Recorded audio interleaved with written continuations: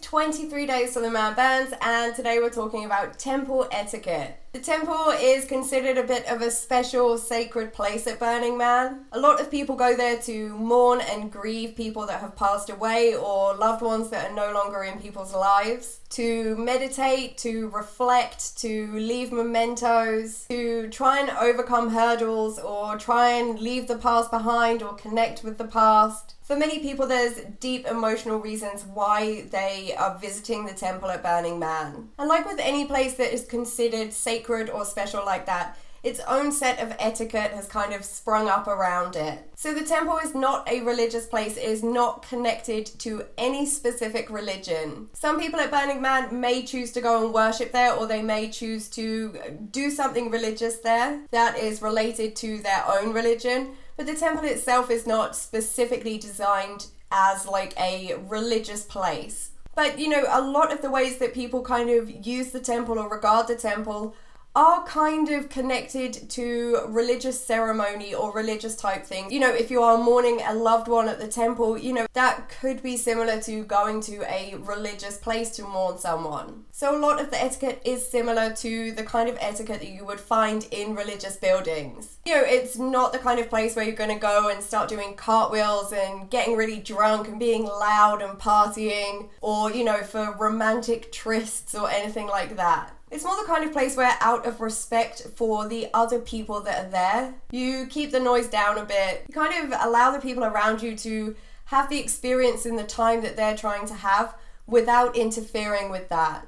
And that's really the main thing with the temple etiquette, is ensuring that you're not encroaching negatively on the people around you, that you are allowing everyone else that you are sharing that space with to deal with whatever they're dealing with in the way that they need to. The temple does have a group of volunteers, the temple guardians, and they kind of serve a couple of roles at the temple. You know, one of them is to be kind of a support network. So, you know, maybe if you go there alone and you're really kind of struggling, you're feeling very overwhelmed and you don't have anyone with you to offer that support you might need, then a temple guardian, you know, may come and just see if you need any help, see if you're okay, see if they can, you know, offer you a hug or a chat or just some kind of time or whatever you need. And of course, if you just need space and to be left alone, then equally a temple guardian is going to give you that space to just be on your own and deal with whatever you are dealing with. And the temple guardian's other role is to really kind of try and keep the temple as this sacred space for people.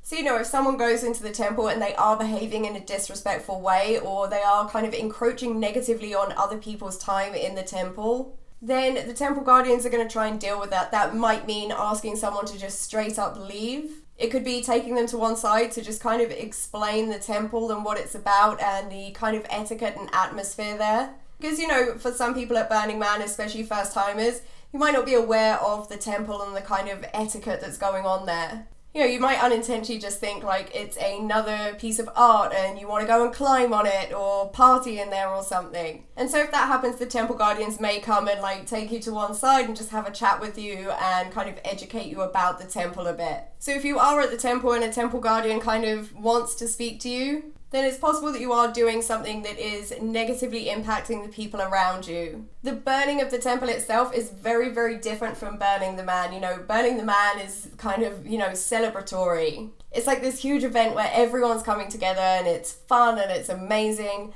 And the temple burn is so different. It is a very kind of quiet, solemn, sacred ritual. Some people actually put ashes inside the temple, or, you know, pictures of loved ones, mementos, things like that, so that when the temple burns, all of these things are like burnt along with them. So for many people that are going to the temple burn, it is a very, very special moment. And again, you know, it has that etiquette of, you know, it's more of a quiet ceremony almost. You know, everyone sits together and watches the temple burn and supports each other, supports their friends if their friends are like dealing with things. Or even if people are going just because they want to watch the temple burn, they have no real like emotional connection to anything that is happening with the temple burn. And they're following that etiquette as well of kind of, you know, sitting quietly and enjoying the temple burning. There are a lot of raw emotions at the temple temple and the temple burn. It is a very powerful, emotional time and place for many people. And a lot of the temple guardians are people that visited the temple at some point when they went to Burning Man, and they just felt such a powerful connection to the place. They felt that it really helped people so much, and it was such an important thing that they decided to volunteer to become temple guardians, to make that their gift, because they felt it was such an important gift to give the community. So if you are planning to go to the temple, if you are planning to go to the temple burn, then just be aware of the etiquette. Be respectful to the people that are around you. Try not to impact them in a negative way. Try not to behave inappropriately while you're at the burn or while you're at the temple. I hope this is helpful, guys. I would love to hear your thoughts about the temple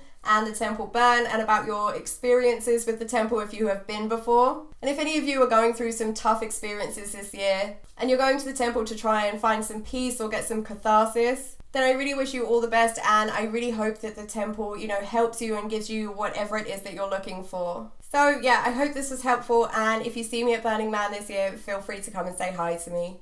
Bye guys.